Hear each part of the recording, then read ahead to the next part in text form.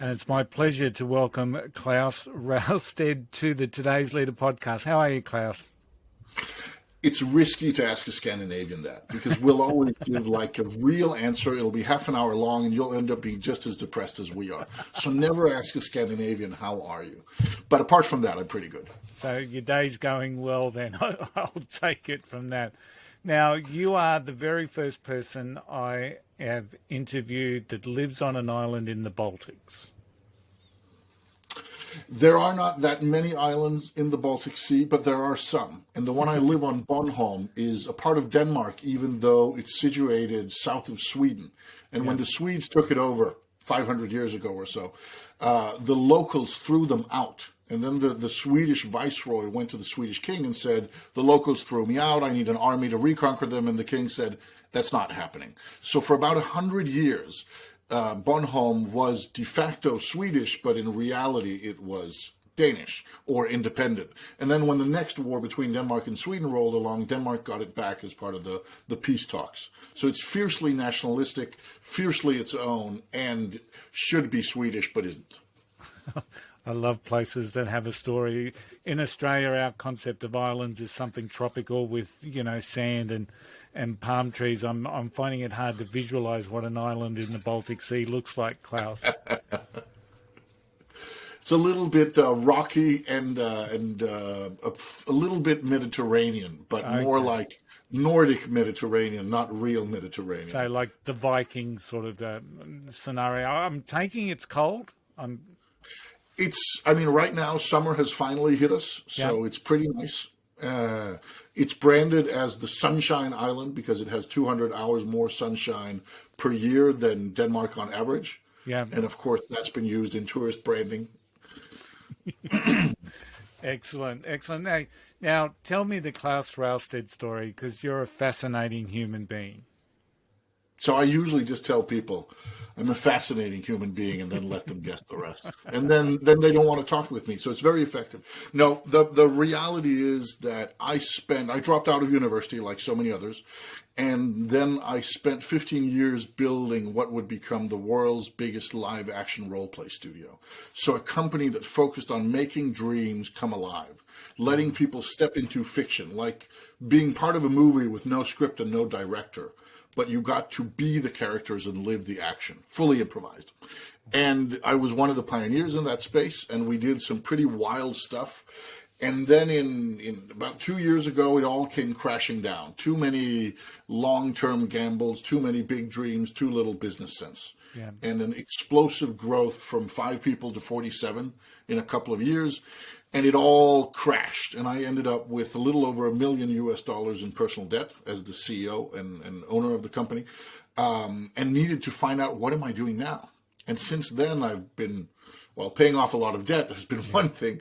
And then since then, I've moved into innovation spaces, into marketing, into storytelling, but away from these fictional universes and very much into the real world, working with very big corporations, with big organizations.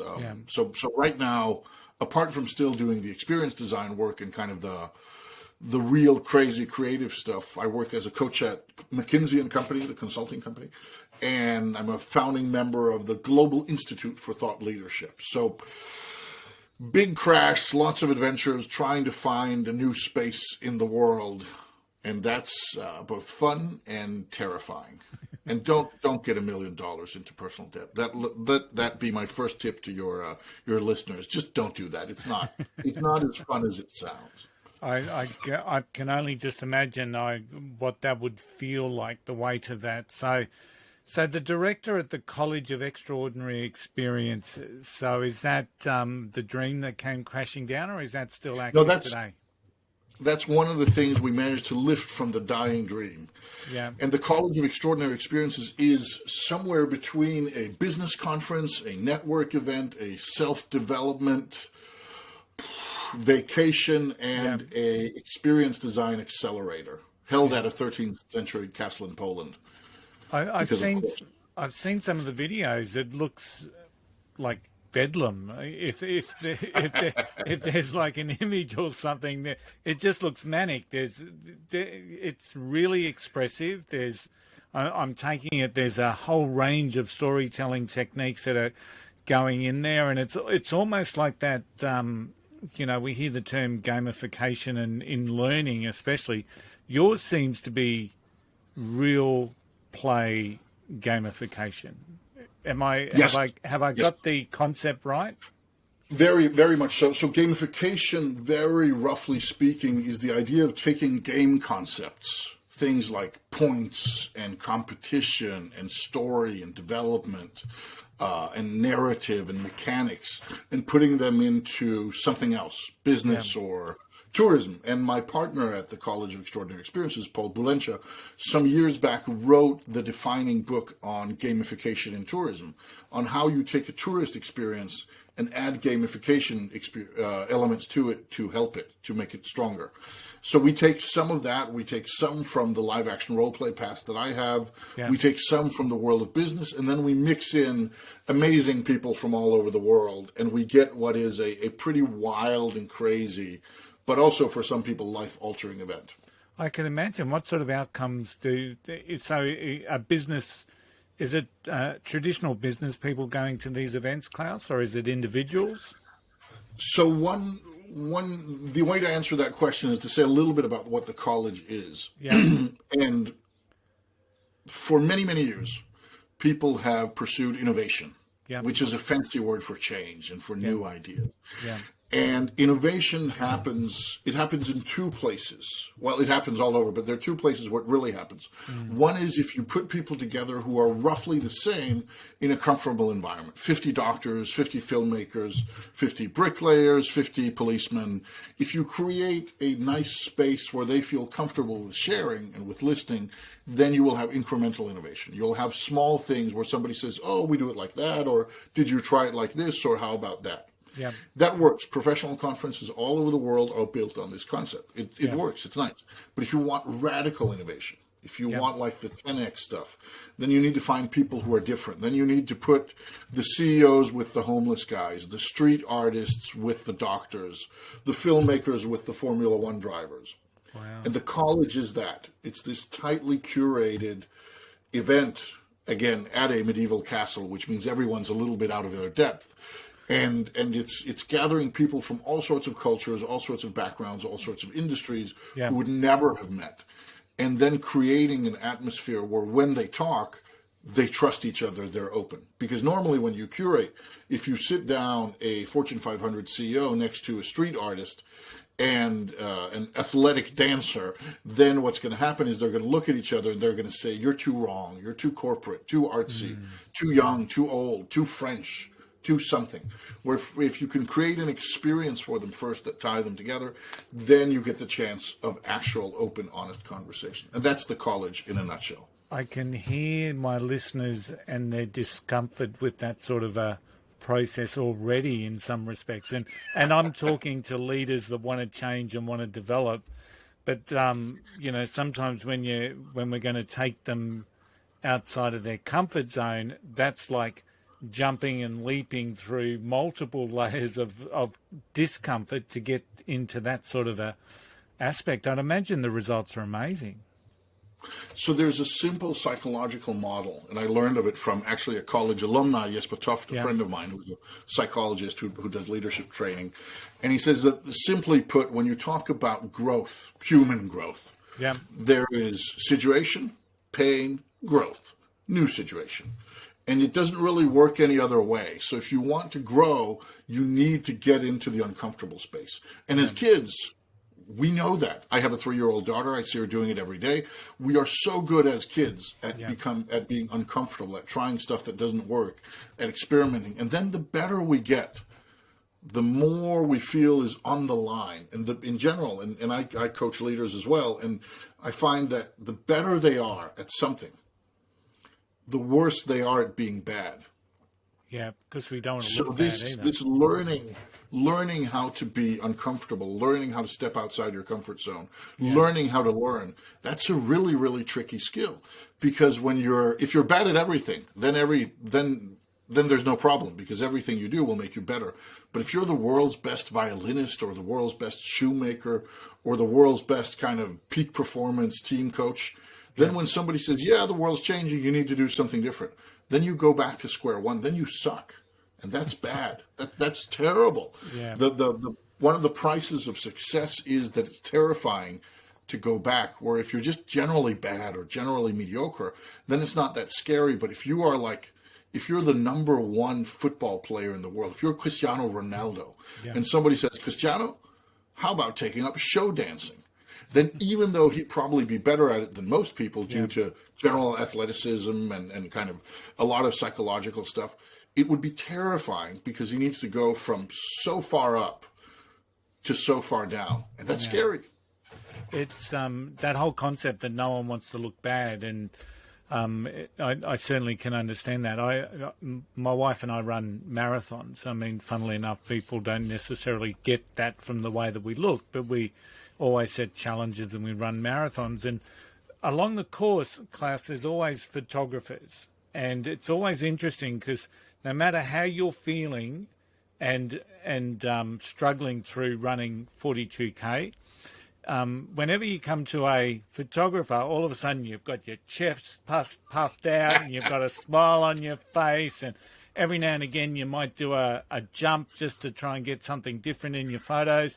And then once the photographer's passed, you go back into your state of exhaustion. So it's all about the concept that we all want to look good, and the concept that you talked about, where people have to physically go back to learn a new skill, to learn a new task. One of the people in my network says, Tony, you've got to be so prepared to fail that you're willing to fall flat on your face and lose everything and still get up. And that's a mindset of the very select few, I'd imagine. So let's you mentioned innovation, and this is where you really fascinate me, because you've been working in this space way longer than many people have been talking about innovation. And I like that simple concept that innovation is fundamentally change, and you've got the incremental and you've got the radical.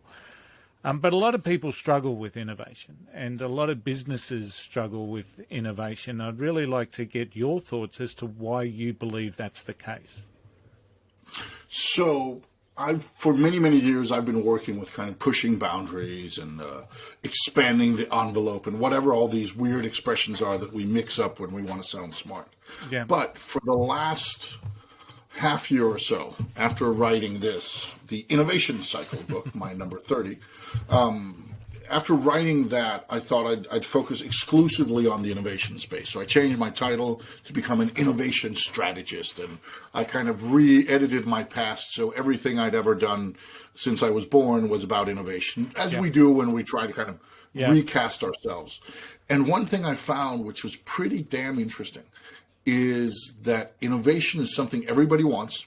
There's a lovely McKinsey study from some years back that says 84% of CEOs think innovation is really important, but only 6% are satisfied with how their own company is performing. Wow. So there's like a huge innovation gap. Yep. However, when you go out, and I found that when you go out and talk to people about innovation, nobody wants innovation. Everybody wants problem solved. Nobody's sitting in a boardroom Chris, I think we should get some innovation. They're saying, Chris, our marketing department is sucking up resources, or our communication processes are too slow, or we're too bad at developing new products. They never say we want innovation because it's vague. And when it gets tricky, innovation is tied to identity. So a couple of things I've found on this space that might be interesting to more people than just us is, one of them is when I went out and said, I'm now going to do more innovation work, I had a ton of people saying, oh, that's great, and you're so creative, and you're such an out-of-the-box thinker, and everybody should have you on speed dial, blah, blah, blah, all sorts of nice validation, and it felt really good. Turned out nobody actually said, I want this. Nobody said, I want to become smarter, I want to learn more, I want you to help me. They all thought I should help somebody else. Yeah. And even the ones who hired me for this stuff, even the ones, whether it was for free because I did somebody a favor or a well-paid gig, it was always on behalf of somebody else. A team, a network, a group, a class. Nobody said, I myself want innovation. Or if they did, it was very, very few. So one thing I tried a few weeks ago was saying, okay, what about productivity? It's the same stuff. It's changing things to do things differently. But what if I wrap it into the language of productivity instead of innovation? Yeah. And I went out on LinkedIn and I said, okay, hello, LinkedIn network. I'm thinking about moving more kind of from the innovation in general to playful productivity and innovation.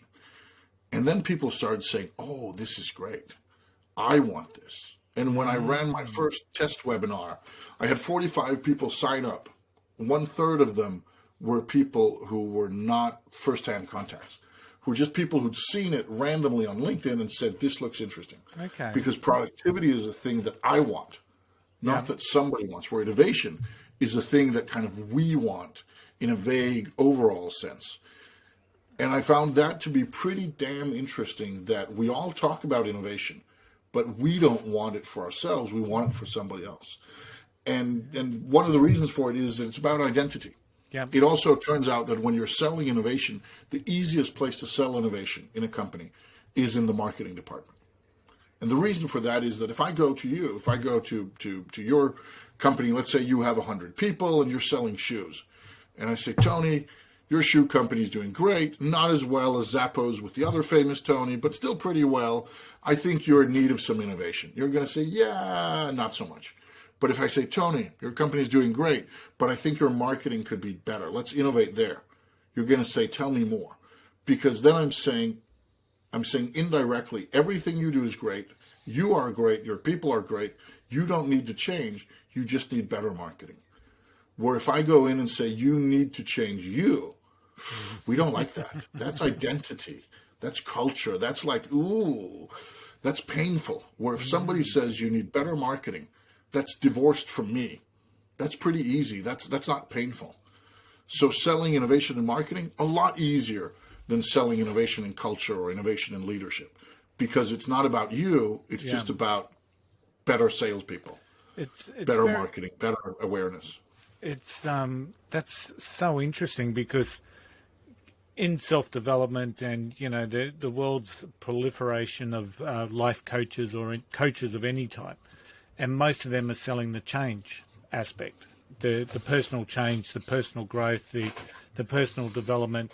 And fundamentally, I think a lot of people say 3% of people at any one time are looking for that.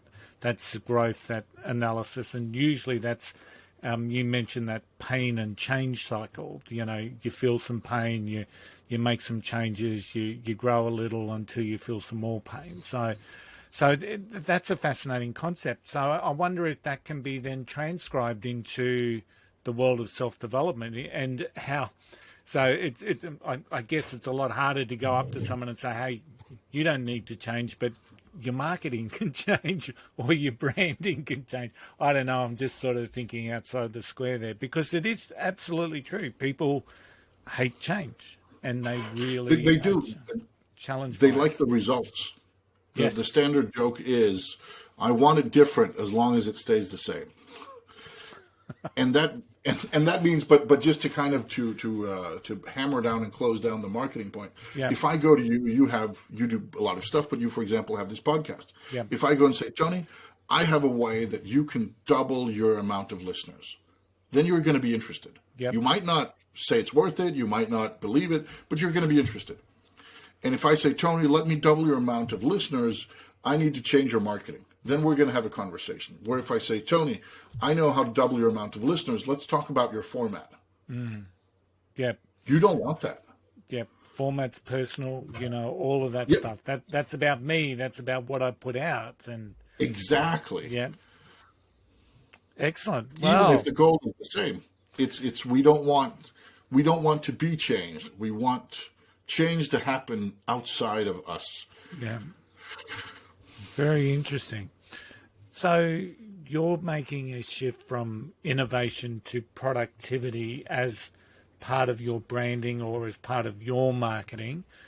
What other shifts, I guess, are occurring in that innovation space? What are you seeing at the moment outside of what you've developed for yourself? So a couple of things. One is Corona has been a blessing for innovation. Corona is terrible. I mean, there's no doubt about it. It's impacted every single person on the planet in some way, some of them in kind of the ultimate sense, so to speak. It's terrible. We wouldn't wish it on anyone. But when it comes to innovation on a global sense, it has been like a wonder drug, because any sort of crisis means, especially a big one like this, means that things that before were not even considered, you now have to test them. So processes that took months before now take weeks or days. Yeah. Yeah. Things that couldn't be done before, now we need to find out, and some of them we find out, okay, they couldn't be done, but some of them could. So on that note, innovation has become much more popular or kind of understood, because we've seen it in so many spaces. However, it also means for a lot of people it's tied to the crisis. Yep. If I go to you and say, again, you're a 100-person shoe company, let's have 50% work remote forever, then you're going to say, well, maybe the crisis allowed us to do that, but afterwards it's back to normal. Where reality is, it wasn't about the crisis gave us the opportunity or forced us to take the chance, but it didn't actually produce the results. And that sort of thing is tricky. So that's one thing. The second is innovation in general, and I myself have really failed badly at this, but in general is because of globalization and because everybody's now digital, or not everybody, but a lot of us are now digital, it means everybody's potentially in a global marketplace. So where we're so used to thinking locally, now we should think globally, no matter what business we're in. That if you're thinking, okay, I have a school, I'd like somebody to give the commencement address to the students. Before, you would think of who's in your neighborhood, who might be a famous scientist who lives nearby, or who might be somebody we can afford who can drive in from 2 hours away. But that's kind of the scope. Yeah. Nobody's going to call Brad Pitt. But now, Brad Pitt could roll out of his bed, get on some pajamas, put the webcam high enough you don't see the pajamas, do a commencement address for a school in Sydney in the morning, one for a school in Hong Kong an hour later, and then when he's having breakfast, then he's going to talk to a school in California. Yeah, yeah. And that simply was not our world before. It was possible, but it wasn't kind of accepted or the default. And that, for what that means for businesses and organizations, is for many of us, suddenly you can have people who are anywhere. And that means that I could be running a digital dog saloon service in Johannesburg, South Africa. Yeah. Right now. From the islands in the Baltic. From the island, exactly. Exactly. Yeah. And ironically, I do a lot of work in the Middle East. And that used to be getting on a plane, traveling 10 hours, getting off in the airport in Riyadh or in Dubai or wherever, and then going to client meetings. I still do that work. I still support those people.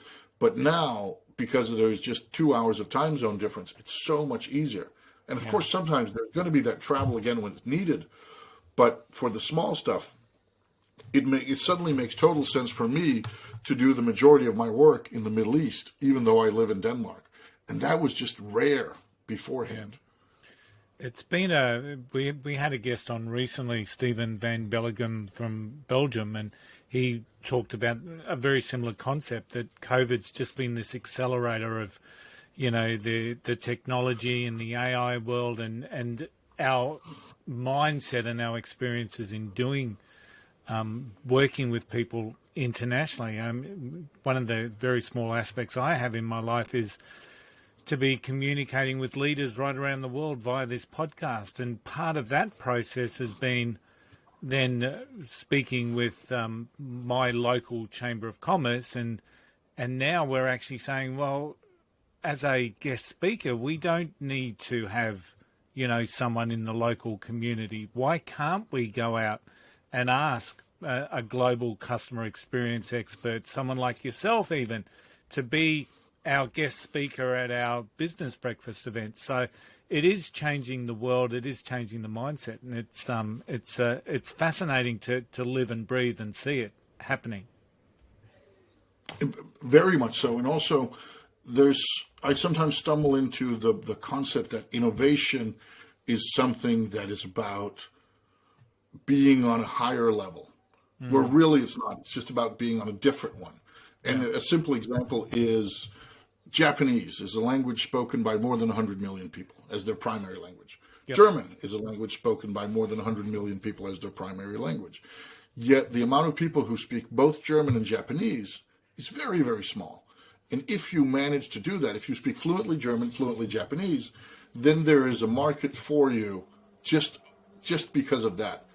If you also know something, say you're an expert on the auto industry or on museums, then suddenly you have a niche.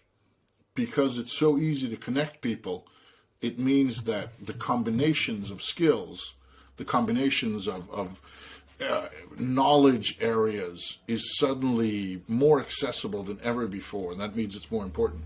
So as you say, you can reach out and you can say, oh, here's this guy in Tajikistan who has some interesting viewpoints on what we do. Let's call him. Yeah. And sure, maybe he's not interested, maybe he doesn't have time, but at least now he's accessible, where before he wasn't even on the map. Absolutely. Would never have been part of the consideration, which is part of the real fascination that I have with everything that's going on at the moment. So Claus, Australians aren't known for their innovation, and there's global rankings that come out year in, year out, and Australia doesn't feature too heavily. I think our innovation inputs are not bad, but our outputs are pretty ordinary.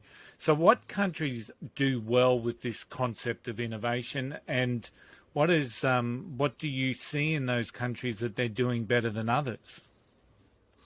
So this is a complex question, but there are a couple of things. The Nordic countries have a tendency to do well in anything that's measured. Yeah. It feels superior to say so, but luckily statistics back it. Yeah. Also, when it comes to innovation. And part of the reason the Nordics do so well with innovation is, one, the penalty for failure is pretty low. If you live in a Nordic country, you have free healthcare, you have free education, you have a decent, well-functioning social welfare system, so no matter how much you fail, it's not going to kill you, unlike, for example, the U.S. Yeah. Second is, because of high wages, it's very tempting to try to technology your way out of manpower. There are some places where if you want something solved, you just hire 10 guys and they're going to do it. Where here, if you hire just one guy, that guy's going to be terribly expensive. There's this standard kind of look of shock on the faces of especially Americans when they learn the difference between what you make flipping burgers at McDonald's in the U.S. and in Denmark. And that's a lot.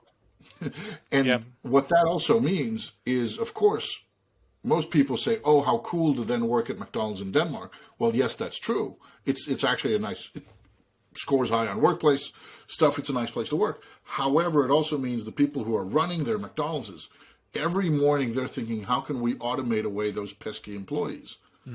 Because they're so damn expensive. And that leads to a lot of technological innovation, leads to a lot of efficiency innovation, culture innovation, etc. And then, of course, there's the third thing, which I think Australians you have in spades, which is the kind of the cultural equality, the idea that an idea can come from anywhere. Yeah. And I think where, just to put a spin on it, where Australia, and I really don't know a lot about Australian business culture, so I'm on thin ice here, but where Australia differs from, for example, Denmark, is Australia's legendary for being relaxed. There's this, it's like a national export of like, she'll be just right, chill, mate. mate. Yeah, she'll be right. And the tricky thing with that is that if you get up in the morning and say, Brenda, I've come up with an idea for how to make a 0.3 second increase on our production cycle. Yeah. There's a chance that somebody else will say, yeah, let's do it. But there's also a chance they'll say, chill. Just, yeah, it's fine, but don't get too worked up about it. And we have that in Denmark and Norway. We have the Jente law, which is like, don't think you're better than anybody else. And that also is a problem there, that don't think, if you're not supposed to think you're smarter than anybody else, then coming up with ideas is tricky. I can imagine. Luckily, there are other factors that count in our favor, but that's one thing that is not always good, because if you're not supposed to think you're better than anybody else, or you're not supposed to get too excited because just chill and have a beer, man, then then of course you running breathless into the office to say you found the new thing or the new idea is going to be met with people going, we're fine, don't worry too much. We're in a U.S. office. They're going to go, have you found a way to make money, Craig? Let's do it tomorrow. Oh, you're not a VP. Let's never listen to you at all. So there are many factors. And then, of course, one huge advantage, and you guys really don't have that, is physical proximity. Yeah. If you're Danish, you will not certainly, but most usually have been to quite a few other countries. Because if you drive for more than 6 hours, you've left your own. Yeah. So you're used to inputs from all sorts of places. You're used to hearing about and meeting people who do things differently. And innovation at its core is meeting people who do things differently and actually daring to take them seriously. And if you live on the world's biggest island and everybody lives 100 kilometers from everybody else, I know that's not the case, but some of it, it's easy to get a bit insular. Yeah, it's easy to get a bit, well, that might work there, but it'll never work here. Yeah. Which, by the way, is the single biggest killer I hear in innovation. Yeah. Not doubting that it works, but saying that might work there, but it won't work here. And when you look at Australia being such a large island, we've got the tyranny of logistics, and we've got that whole concept that we've got a big planet, not a big planet, a big country to service. And in many ways, innovation should be driving that. So we see a lot of innovation from our retailers, for example, in respect of supply chain. But there are other avenues that where I suppose we export a lot of people into Silicon Valley, into in the US, because they just don't seem to have the support or the infrastructure around them here. So. Logistical, yes, we're onto it because it's such a big country, but, creating a new app or looking at a new way to get that speed in a checkout service online is probably not part of our culture, which is really, really interesting. But you've certainly given me some insights there about some certain countries and whatnot, so thank you for that. So you are where you are now. So you've started to move away from this pure play innovation. You're looking at it and marketing it as a productivity aspect. Do you think that's going to be broadly part of where that the market shifts, I guess, with innovation, that people will start looking at it or phrasing it in a different way?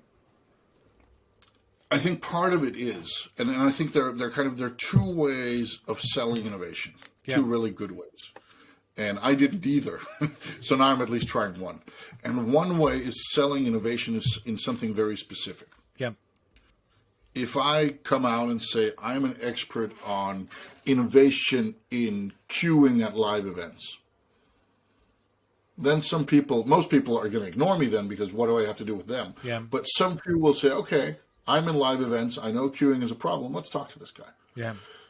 The second way of doing it is disguising it as something else. And that's what I'm trying with the productivity. And that's simply because even though Corona has shaken us up, we still live in a numbers-driven world. Yeah. We are still slaves to the Excel people. And that is bad for innovation, because innovation, by its very existence, measures things differently. Yeah. Imagine going out to somebody in, let's say, 1910 in Hollywood, or in kind of West Coast U.S. and say, guys, here's the thing. We're bringing in this whole new medium, this whole new way of production, which is film instead of theater, and it's going to change the world. And then somebody says, oh, yeah? How many extra theater show tickets is it going to sell? And the guy says, well, none, because it's a whole new thing. Oh, so it's not going to sell any new theater tickets? Well, I'm out, because that's bad. Yeah. And that's what we're up against, and it's much easier to sell an idea that will improve a known thing by 20%, than to sell a new idea that will improve a new unknown thing by 1,000,000%. Yeah. Everyone's always looking for that ROI, aren't they? That return on investment, and in some ways, as you've just explained, that's going to hold us back in so many ways. And when you look at the global juggernaut that is Uber, and what it effectively has done to taxi industries and force that innovation or crippled the industries. I mean, from what I understand, it took, and I'm still not sure of the latest figures of where Uber is in a productivity space, or sorry, a profitability space. But that was a whole market shift and a disruptive force that's just changed that whole industry. So Klaus, Very much so. who's inspired you? A lot of people, but just to name a few, that if there's one person, if somebody out there is sitting, okay, this Klaus, I'm done of listening to him, but maybe he's inspired by somebody. Yeah. The first person you should find is a British gentleman named Rory Sutherland, Rori Sutherland, who is from the Ogilvy Advertising Agency and is also a behavioral economy aficionado, because he looks at human behavior for problem solving. And there's so much of his stuff online. There's so many talks and interviews, and all of it is solid gold. So if you want to look one place, that is Rory Sutherland.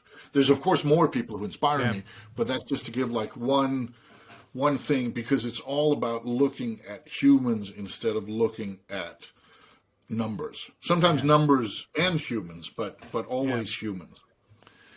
You mentioned your story of non-success at the beginning, where you ended up with that debt of $1 million.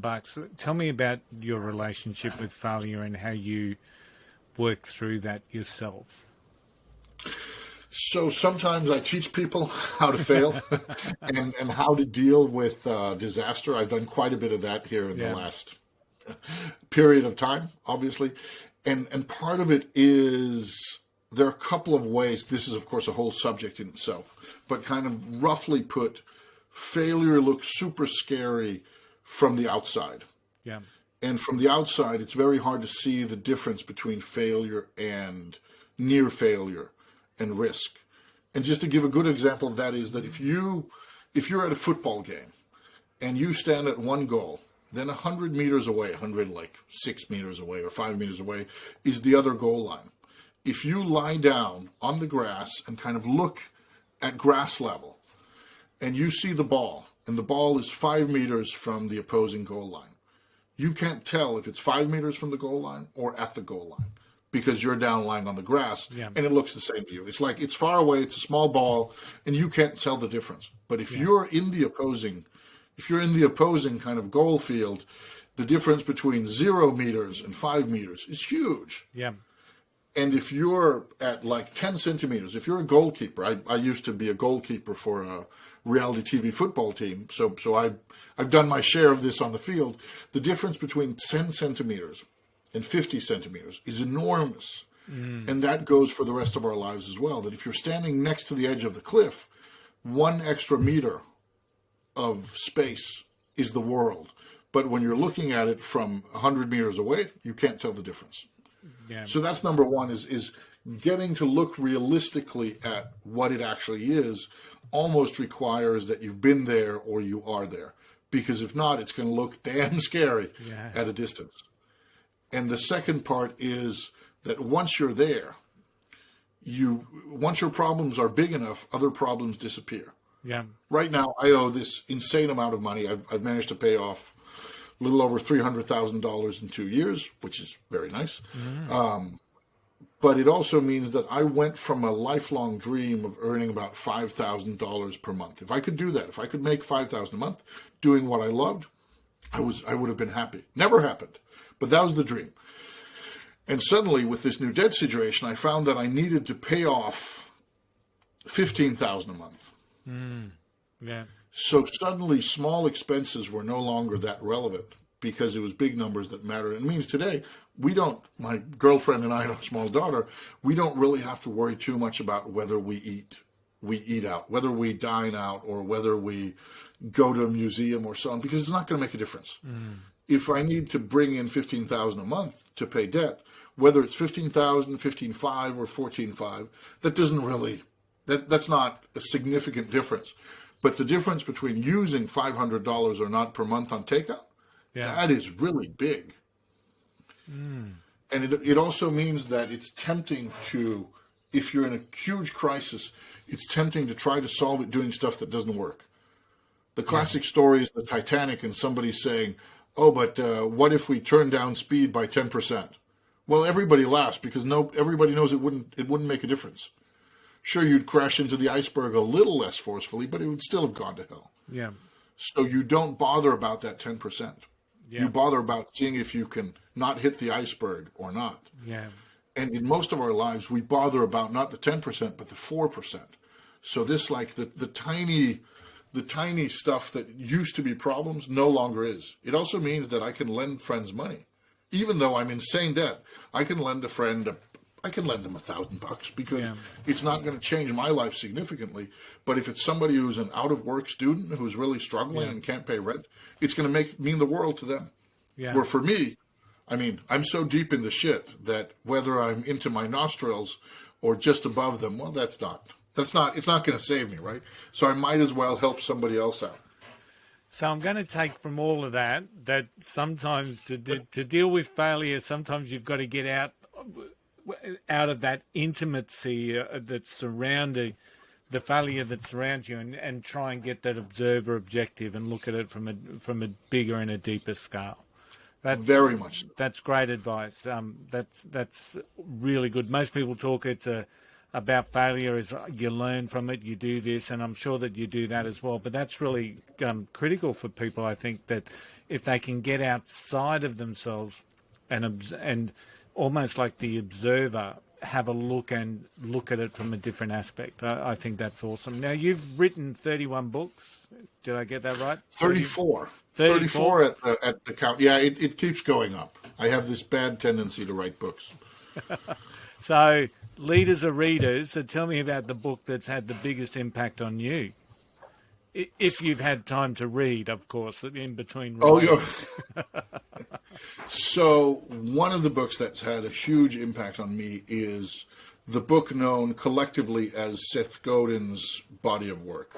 Okay. The marketing guru Seth Godin has written a ton of stuff on how to stand out, how to be important, how to sell, how to think differently. And I've read quite a bit of his stuff. Linchpin was one of the first I read. Purple Cow was another.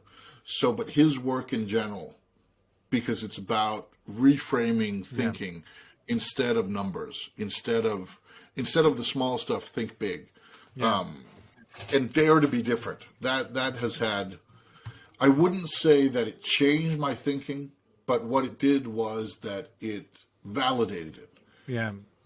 Okay. And sometimes there's few things that are nicer than being a weirdo and realizing that somebody else has been there before, and maybe you're not that weird. You're just in the wrong place. There's another weirdo out there, maybe. So, I know Seth Godin's, is it Tribes? I've got Tribes on audiobook, and I remember listening to that when it first came out, and just once again spellbound, because it was almost like he was, 18 months ahead of the curve, and where people were talking about communities and, engagement online and whatnot. And all of a sudden, it was just a fascinating read. So I can certainly attest. And I'm going through his current, I'm not sure if it's his current book, but it's one of his more current, This is Marketing. And, at the moment, once again, a really simple concept of what marketing is. And sometimes we get so caught up in this world of marketing, and so many business people, and I work with a number of small business people, are so scared of marketing because of that, the numbers game, the ROI. And so understanding this is marketing, and there's a really succinct, couple of really succinct snapshots that Seth puts in about what marketing really is that have really helped some of my clients. So for yourself, Claus, what's the vision going forward? So the big vision, and this is still the same. It's always been the same. Just it becomes sharper and sharper. The more I fail, the more I realize how to kind of keep it in town. The big vision that keeps me up in the morning, that gets me up in the mornings, is making the world more playful, making the world better at experimenting, less afraid of failure, more open to say what if and yes and instead of no but. More playful, more experimental, more joyful. And that leads to failure. That leads to things going badly. That leads to that leads to idiot decisions. But it also leads to less stress, to more innovation, and ironically, to more productivity. Yeah. That one of the things I try to teach people is if they want to be productive, well, you can work harder. That'll definitely make you more productive. It's also stressful, and at some point, it stops kind of having its benefits. Or you can try out more things, and some of those are going to fail, but some of them are going to work, and they're going to improve what you do at a level you couldn't even dream of before. Yeah. And being playful is a great way to do that. And I see it over and over again. I see people who do a thing, usually they're entrepreneurs or they're hobbyists or they're doing something for fun. And the moment they stop doing it for fun, the moment they start doing it like seriously, then their productivity suffers. Then it's no longer interesting. Then they don't get it done. Whereas as long as they're just doing it for the hell of it, then the words flow for their book, or it's fun testing out a new way of having meetings, or the new product they're designing. It's a joy to work on, and they're making rapid progress. But the moment they stop up and it gets serious, the moment the stakes come in, then it gets tricky. And this is not just me. There are plenty of studies that show that if you ask people to do creative work and you say, here, team A, do it, it's fun. And team B, you get a $10,000 prize if you can do it within an hour. Team A is going to vastly outperform team B. Because they're not worrying about the prize. They're just having fun. Really relevant for me at the moment. My son's into horticulture, and he does it as his stress release. And I keep saying, why don't you start a business? Why don't you do it for instead of going to a job that you hate? Why don't you look for a job like this? And he just says, Dad, then it's not my hobby. Then it's not my enjoyment. So, and I couldn't understand that before. So thank you. You've helped me. So what are you most proud of out of everything that you've accomplished?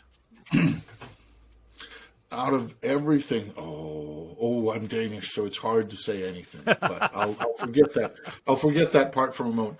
What I'm most proud of is I have, since I was 16, helped build communities. Usually around imaginary worlds, but also, of course, connect people around imaginary worlds, and you connect them around the real world. But what I'm by far the most proud of is the communities I've helped build, and the kind of the lives I've helped touch.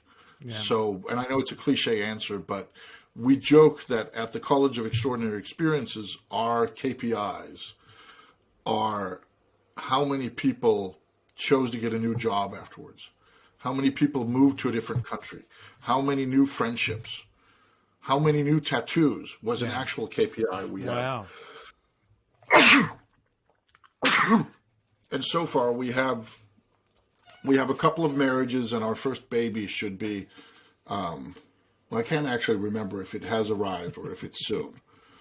And that's not to say that we run a dating empire, but it's to say that what we do is something where people connect. And where the real joy is the partnerships that come out of it, the new meetings. And whenever somebody writes me a mail, and as I get older, it happens more and more, somebody writes me a mail because I was part of their life 20 years ago. And I said something offhand that I never remember, and then it actually made a difference for them.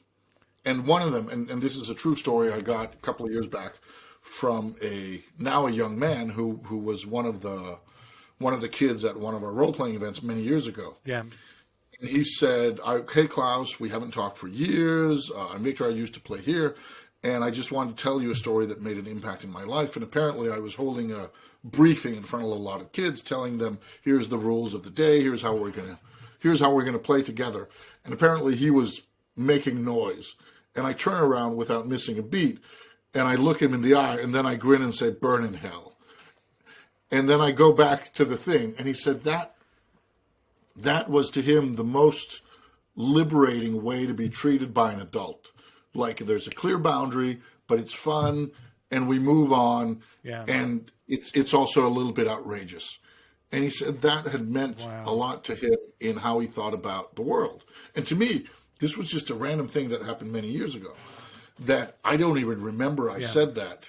And I did feel a little bit guilty and felt, oh, wow, okay, I'll take it. But is that really what I want to be remembered for? But this, having met people and having touched lives where somebody writes back many years after and say, hey, this made a difference for me. Because we all have those stories. We all have those.